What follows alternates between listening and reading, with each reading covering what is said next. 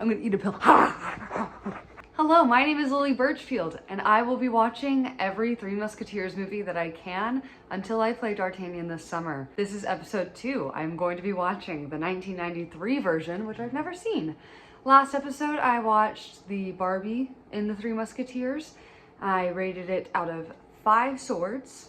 It was a 2 out of 5 swords. The criteria on what we are voting on is it a Three Musketeers movie? Does it follow the plot of the Three Musketeers? Does it have the characters of the Three Musketeers? Does it have elements and themes of the novel? Is it fun? And are the men hot? I've added onto this list since my last episode. I hope you don't mind. I will be cracking open a cold one and eating my dinner while I watch this. Feel free to join me and let's get started. I think it's important for me to say I've done no research on this movie. I have done extensive research on the Three Musketeers, but I know nothing about this movie. I'm excited. The movie hasn't even started yet.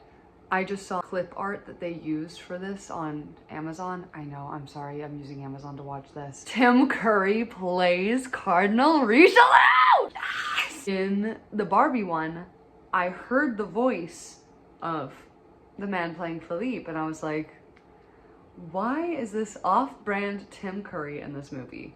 And it wasn't off-brand Tim Curry, it was Tim Curry.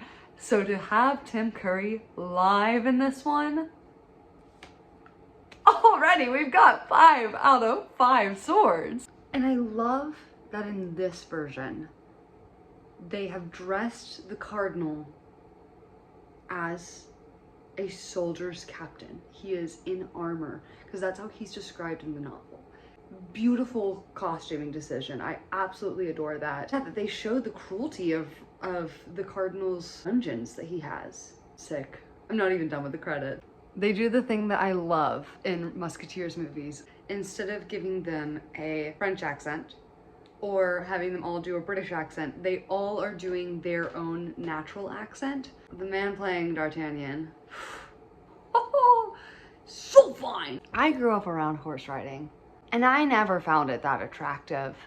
However, this is doing something. This is, man, he's fine. A hat, I'm gonna be pissed if I don't get that little hat.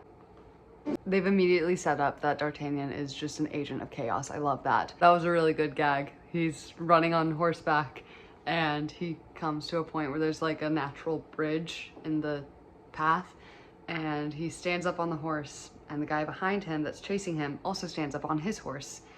As they get to the natural bridge, D'Artagnan jumps onto the natural bridge, runs over, and then jumps and lands back on his horse because his horse ran underneath it. By chasing him does the exact same thing, but he goes too quickly and he jumps and the horse isn't there. Brilliant gag. Love it. Okay, we've gotten an accuracy. So, Rochefort is going through the castle. He then comes out to the courtyard full of musketeers and the Cardinal's men and says, King Louis XIII has made the order to disband the musketeers. Henceforth, the king will be guarded by the Cardinal's men. That doesn't happen. In the novel, there's kind of like 3 different armies going on. There's the King's Guard, which are the musketeers. There's the Cardinal's men, and then there's just like general army. That's where D'Artagnan starts off. That's usually how you like start off before you get put into one of the 2 King's men or Cardinal's men. So this sets it up with a higher level of tension between the musketeers and the Cardinal's men. This also means that Treville doesn't have any power anymore, which I don't necessarily love. I think that how it should have been was that, like, musketeers, y'all are on probation, y'all have been fighting a lot. That's a big deal in the novel, is like, you're not supposed to be caught fighting in public. And when D'Artagnan leaves his father tells him, if anyone insults you for any reason, you fight them on sight. And because it's illegal, you will be seen as braver for doing it. He gets to Paris, and the instant someone looks at him wrong, he's like, I'll kill you. And then he ends up doing the duel. So I don't think it's a smart decision, storyline wise, to set it up as the Musketeers are being disbanded and it's just going to be the Cardinals' band from now on. Because the Musketeers, they guard Louis as he like processes the war with England, and that's like a huge part of the plot of D'Artagnan is alone as just an army man, and his friends are off with the king doing other things, and he feels this sense of isolation because he hasn't befriended any of the other men in the army because he already had 3 friends and didn't think that he needed to befriend anyone else. And it's a really lonely time for him, and I feel really bad for him. Anyways, again, Lily gets way too deep into literary analysis for a kid's movie. All for one and one for all was not the motto of the Musketeers in their entirety. There is a scene in the book where D'Artagnan says it, and he goes, "That will be our motto, all for one and one for all." That's frustrating that Rochford just used that to mock the Musketeers when it wasn't their phrase to begin with. It was the phrase of Athos, Porthos, Aramis, and D'Artagnan. I love these boys so much. Don't take this from them. Tim Curry just walked into the room. First off, they've got this angle on him where the camera is lower, probably like waist height on him, and is looking up at him. He walks into the room, he throws his cape aside, and immediately just flings out his hand. He goes, "Obsessed." And then Rochford comes in, kneels down, says, "Your Eminence," and kisses his ring. That was such a good moment, cinematography-wise. Another thing I really appreciate about this version, prior to reading the novel, I had only ever seen the 2010 version and the Man in the Iron Mask, and those two really make it seem like D'Artagnan is so much younger than the 3 Musketeers. It looks like, especially in the 2010s version, it looks like D'Artagnan is 17 and the Musketeers are 32. They don't look around the same age at all. So it's less believable that they create this like true friendship. In this, however, D'Artagnan looks about 19, which is about how old he is in the novel, and the rest of them look like 23, 24, which is how old they are in the novel. And I really appreciate that specificity of detail because they're not like a crazy amount older than him. And that's what threw me off so much in the 2010s one when it came to Milady, because there were like a lot of times where she'd be flirting with D'Artagnan and it felt like this really age inappropriate relationship. Whereas in the novel, it's not. She's like 23, by the end of it, he's 21. So it's not that crazy of an age gap. But I can't pronounce her last name, but Mila, next to 2010 Logan Lerman, that looked so inappropriate. Constance. Love. Charlie Sheen reading the Bible to this woman as she's in essentially 1600s bra and panties is so funny. I love when they put Aramis, because Aramis is such a funny character. He is hound dog. He gets around. But man, he really, as soon as a woman like starts to ignore him, he's like, "I'm going to the cloth. The Lord is my shepherd, I shall not want. I will study the Bible until I die." And then he gets word that his mistress actually loves him, and he's like, "Oh, thank God, I can throw that away. Okay, I'm back to being a musketeer." He's so funny, he's so dramatic, because whenever he's writing his thesis, he writes all about the prose, and all of the priests are like, "You're writing too flowery. You need to focus more on the factual nature of the Bible." He's like, "But the words are pretty." I love Aramis down. I love this. 3 duels in one day. This movie has some bangs and some bob. None of them touch King Louis's bang bob combo. He walked in and I immediately went, is verging on Ariana Grande as the castrato. that is a severe Bang and Bob combo. You want to talk about little lad? That's a little lad. The bangs, he's got like the moon bangs. They go like up here and they go behind the ear. A bang behind the ear. Oh. The queen's lips. If I ever get enough money to get plastic surgery, I'm taking a photo of her to the plastic surgeon and being like, on the lip, just that.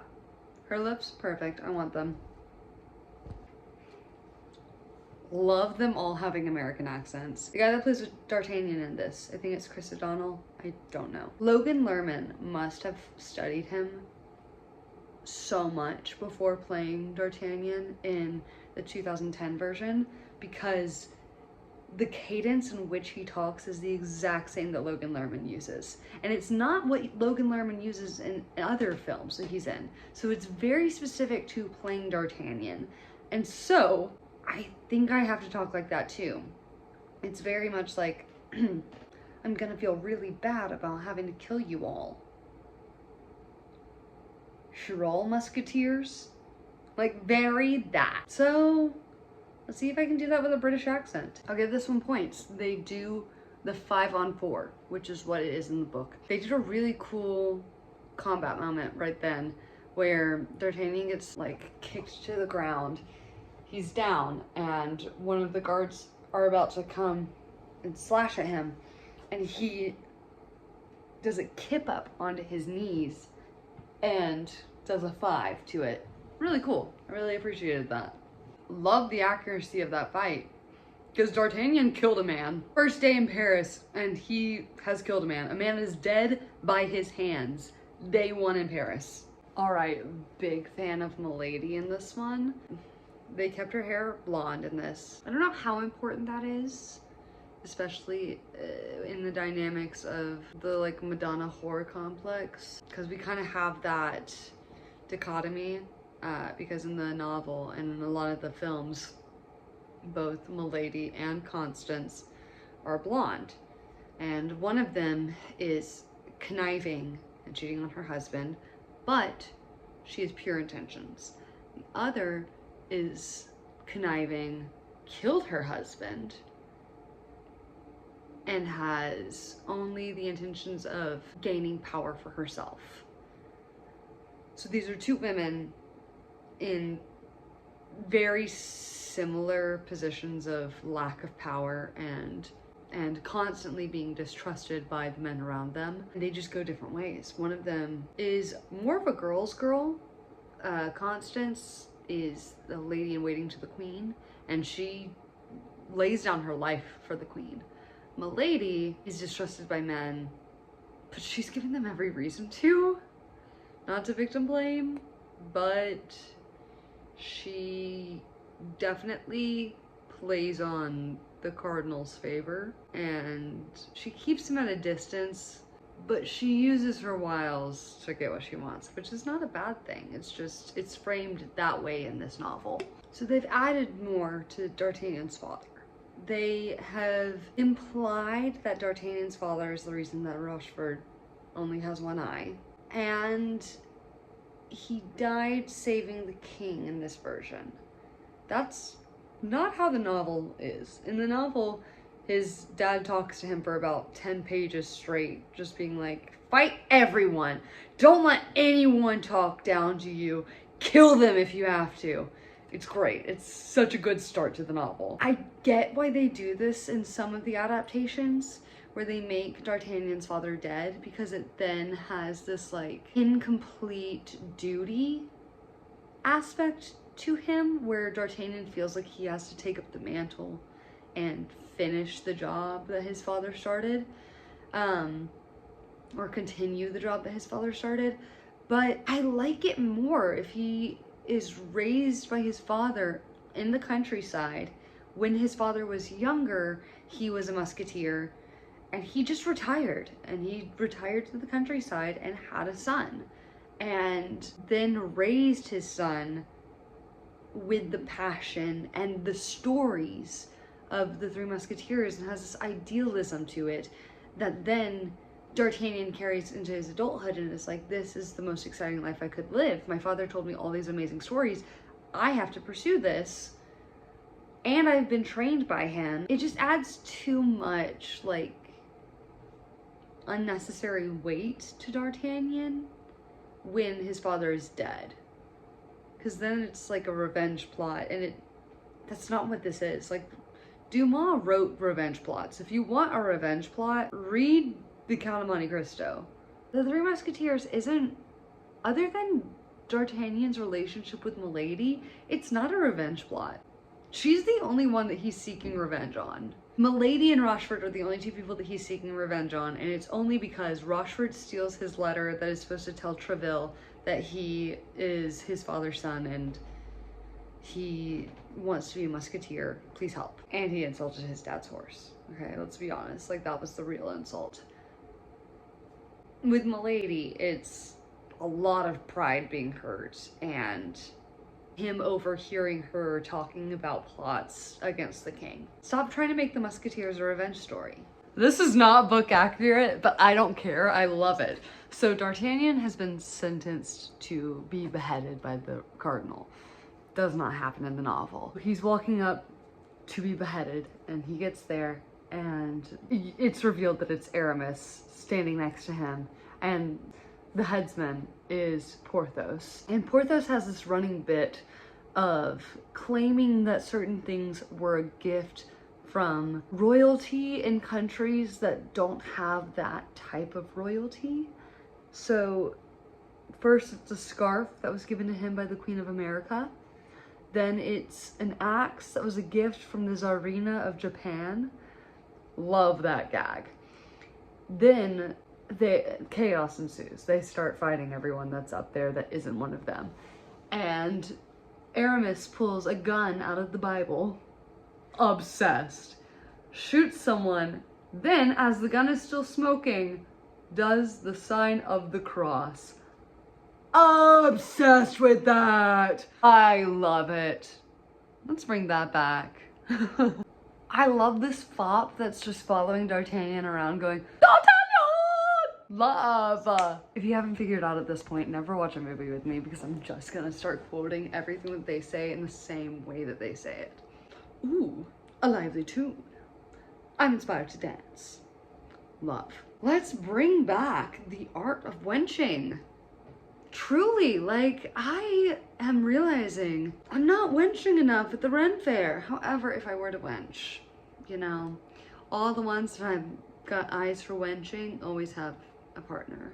It's always the ones that I don't want to wench with that come up to me and ask me to wench for them. But, man, if Chris O'Donnell wanted to wench me,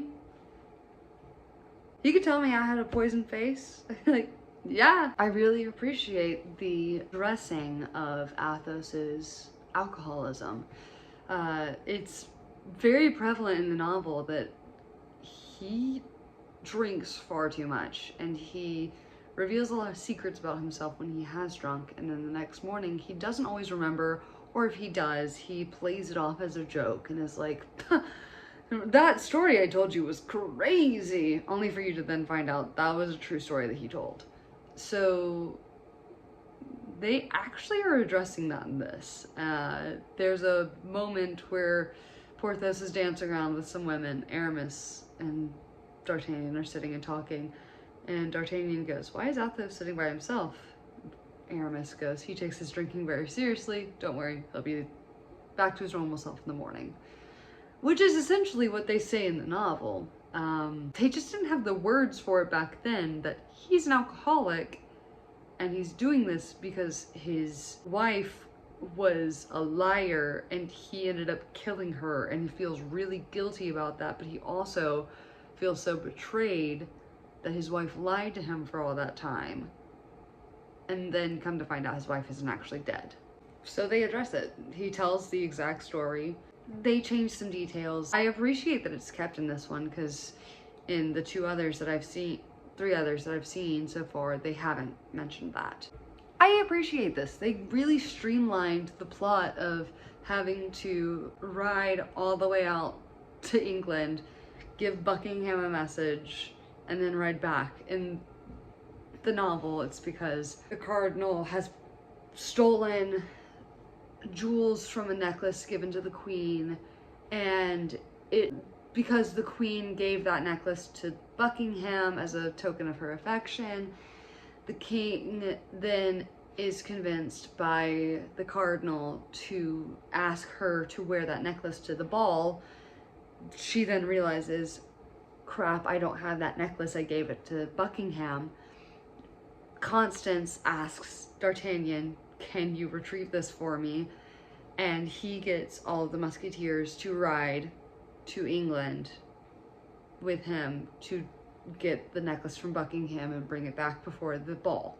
All of this has been condensed by D'Artagnan overhearing a conversation with the cardinal and Milady about sending a letter to the cardinal, or sending a letter to Buckingham. The musketeers are now trying to intercept that letter, but the cardinal knows that they're trying to intercept the letter, so he has sent mercenaries out after them. It's the same but different. I understand the adaptation versus direct translation. This is an adaptation. So far, it's more accurate than some. You know, I really appreciate this. They've shown us twice now the cardinal making an advance on Queen Anne, and both times she has rebuffed him. They haven't shown the relationship between Queen Anne and the Duke of Buckingham, which is a really important piece in the novel. But in the novel, there is a moment where they talk about how the cardinal made advances on the queen and she rebuffed him, and since then he just hates her. And he generally hates most women, but he especially hates the women that have turned down his advances. It's very incel in that way.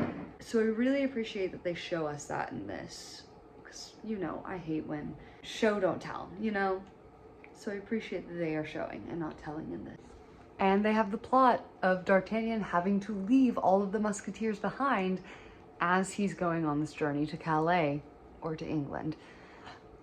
It's so good. King Louis has a beautiful face. Like, it's not a face that, I don't know if it's a face that I'm attracted to or not, because he's styled so bizarrely. I've noticed that in the adaptations, except for The Man in the Iron Mask, because it's Leonardo DiCaprio, they're trying to make him like this beautiful, hot, stunning boy. That sounds weird to say. You know what I mean. It's different in The Man in the Iron Mask because they're trying to make him this like ethereal beauty of a boy. And in this and the 2010 version, they have given him this pseudo bowl cut, but in this version specifically, first of all, his ends are curled and stunning, but he has this like gorgeous like Winona Ryder face about him. Like, he could be Winona Ryder's brother and would probably be very hot if they styled him better. So D'Artagnan is riding off to Calais and he's injured. And while he's riding, he, either from loss of blood or just from riding for so long, passes out on his horse, falls over. The horse keeps on going. He's laid out on the road, stays asleep. Milady's carriage comes up. They stop. They're like, there's a body in the road, what do we do? And Milady gets out and she goes, ooh, and he's handsome. And they're like, he's injured. And she goes, put him in the carriage with me. I'm making that same decision. Like, I see young Chris O'Donnell in the road. Same exact decision. Get in the car with me. Drive up on the partition, please. I wanna see you on your knees.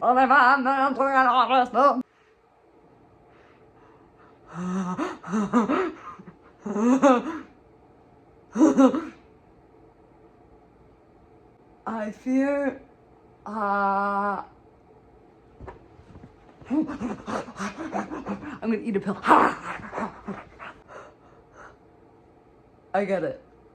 No, this is getting 5 swords out of 5. This is a perfect score, 5 out of 5. I need a moment. So D'Artagnan just woke up shirtless in the lady's bed, and he's asking for his clothes, and she's telling him that she's dangerous woman, and he's like, you're just beautiful to me, and then they start making out.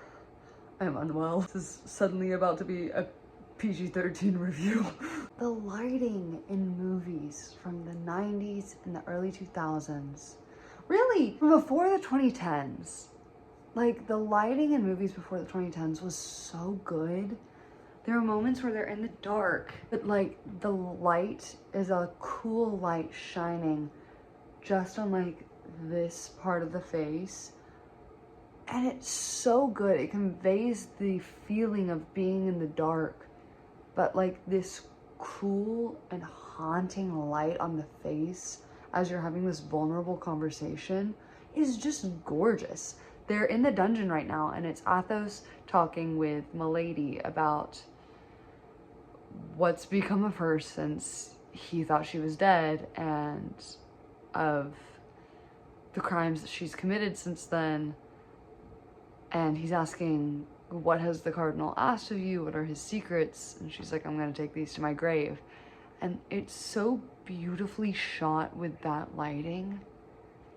It makes me so sad because I will often watch movies in my apartment during the daytime, and I can't see anything that's supposed to be happening at night. And I love horror movies, and so much of horror movies happen at night, and I can't see anything in them. Oh, this is so good. I really thought they were gonna do Milady's death accurately, but they didn't. They have her commit suicide. She reveals the truth about the cardinal's plans and then jumps off the cliff.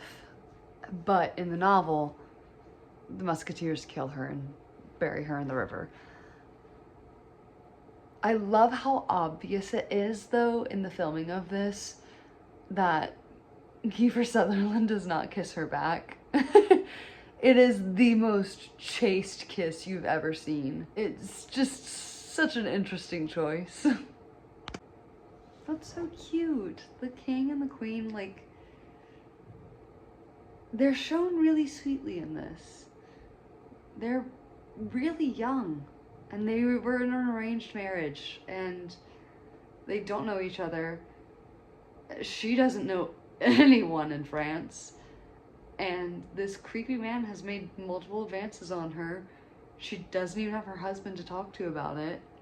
And while they're at the ball, they like have this conversation of like, he scares me, but we'll figure out a way to defeat him. That's so sweet. I love that. I will say, while Queen Anne looks gorgeous, her skirts are not big enough. They really, I don't think they even have a second layer underneath her skirt. It just looks like a pleated skirt, which is so disappointing because some of the other stuff in this movie is really beautiful, but her skirt is so flat. Love the shot of Chris O'Donnell running up the stairs, and then you just see his shadow running up the stairs, and then it cuts to him running across the railing of the rooftop of the castle. Love that shot. And also, how lucky of Chris O'Donnell. He gets to play like two of the most like gender boys. Like that's the only way I can describe D'Artagnan and Robin, is like gender, like quintessential boy characters. And that's so fun. Like those are both such fun characters to play. Imagine just being seen as such a boy that you get to play both D'Artagnan and Robin. Ugh. Also love that they're doing like a JFK assassination plot in here. Like there's a sharpshooter sniper on the roof of the castle trying to kill the king.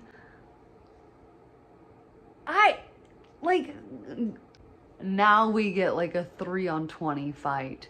I love these where the odds are just not in their favor and they're gonna win anyway. It's one of the best parts of a Musketeers movie.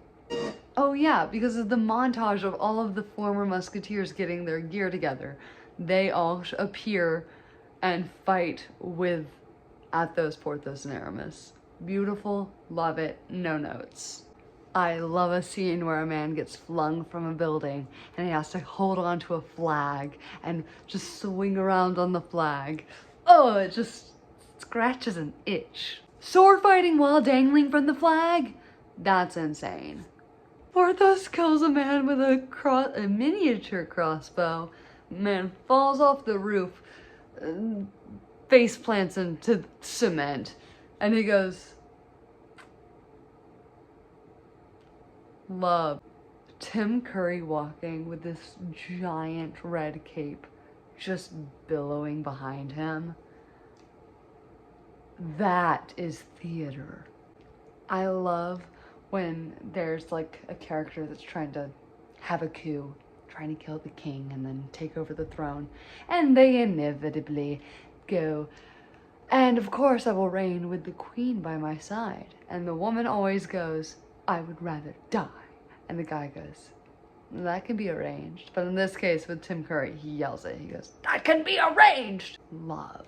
Obsessed. Rushford just stabbed Athos in the arm, his fighting arm in the right arm, and he stands up, just puts the blade in the left hand. Love that move. I also love in Musketeers movies that they all follow the same like color coordination of characters. The Cardinal is in red. His guards are in red. The Musketeers are in blue. And Rushford is in black. In every adaptation except for the Barbie movies. But even in the Barbie movies, Sergei, the Rushford stand-in, is in black. Philippe, the Cardinal stand-in, is in red. And then the Musketeers are in cool toned colors. Oh, it's so good. Not the Cardinal shooting Aramis! That was rude. I loved the slow motion effect they put on it though. That was good. You of all people should know that the Cardinal answers to no law. And you'll answer to God. You first. Love.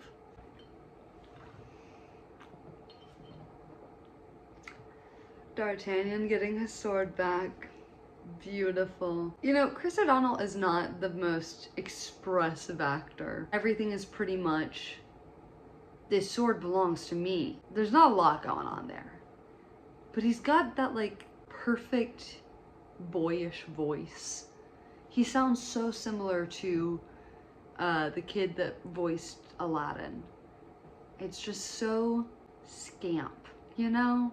That's the only way I can describe it. Just so scamp. I gotta say, they did a really good job of showing how horrible and grotesque the Cardinal's dungeons are. Honestly, so I haven't read The Man of the Iron Mask, but the movie has a lot of like catacomb-esque scenes in it. But this is the most like brutal that we see of from what I've seen. I just laughed out loud at the moment that Porthos just had. There's this like horribly warty guy that guards the dungeons. Porthos is walking around, he sniffs, he goes, and then he turns around and sees the man. He goes, whoa, ugly. That timing was so beautifully done. You know, when I first started watching this movie, I was like, maybe when I go and visit my niece, I'll show this to her and we can bond and watch it together. No, that was a pretty horrific death. He rams him into a gate that has spikes poking out of it, and when that doesn't kill him, he cuts the rope for another gate to slam onto him and spike him through the other side. Yeah, I'm not showing that to my 6-year-old niece now. See, the thing I like about the novel Rochefort and D'Artagnan's relationship is that it really just comes down to him insulting his dad's horse, and he's like, this is a good horse. How dare you insult my dad's horse? In this, it just went too deep. They're like, I killed your dad, and now I'm gonna kill you. Too much. We're trying too hard. Also, the woman that plays Constance is just stunning. It's that woman from the trilogy with Ethan Hawke, and she's just one of the most beautiful women. And she also gives me like hope for women who have a gummy, genuine smile. Cause like when I'm not genuinely smiling, like, you don't see a lot of my gum. when I genuinely smile, like you see a lot of gum. And she has that too, and she's so beautiful. So, gummy girls, let's stick together. They do this a lot in this movie. I just made the observation that it seems like every time that there's an attack, the person, or the Cardinals guard that's parrying is always doing like a 2 and 2 and 2, or 2 and 2 and 2. And it never seems like the musketeer that's attacking is doing any sort of like deception, like going over the palm. It really seems like they're just keeping their hand there. First, I have to talk about them revealing that the treaty never left France. And so it was never signed by the Duke of Buckingham. And the Cardinal's reaction, Tim Curry's reaction, is a minor problem. Love that. Second, love that King Louis and Queen Anne get in on the fighting action. Like, as soon as Aramis reveals that he's on the boat with them, Queen Anne is like, do I have permission to punch? Punching. And then when the Cardinal like tells Aramis to wait before taking him out, and King Louis is like, no, just decks him right in the face. Love. Love. And the fop comes back to defend his sister's honor. Ah, genuinely a perfect ending to this movie. I love that the fop comes back with D'Artagnan. Love. Just a sea of musketeers chasing after this fop is such a funny ending to this movie. Well, what a fun little romp that was. Okay, I am going to give that one a 3.8 out of 5 stars. What's interesting about this one is it's not entirely plot accurate, but there are small details that are extremely accurate. It was a ton of fun. So was it accurate to the novel? In some ways, yes. In plot ways, not really. Did it have the themes of the novel? The novel explores a lot within the 3 years that it expands through. So it explores some of them for sure. It does explore some of the themes in the novel. Are the men hot? What are my other criteria? It does have the characters. It has the correct characters. Can't believe I had to add that after Barbie Musketeers. It's a fun movie. I understand why so many of my friends loved it growing up. It might be a new comfort movie for me. I absolutely adored it. So 3.8 out of 5 stars for Chris O'Donnell and Kiefer Sutherland and Charlie Sheen and Oliver. However, Tim Curry, 5 big booms. I think that joke is over now. But Tim Curry, 5 out of 5 swords. He's perfect. So one thing about me when it comes to watching movies, I do 0 research beforehand, but I spend the entire movie doing research. So oftentimes I will say something in a video, 10 minutes later, I'll be on IMDb looking it up. So oftentimes my questions get answered by themselves. Much like in Barbie the Three Musketeers, when I discovered that Tim Curry actually voiced the villain and it wasn't just somebody doing an impression of Tim Curry.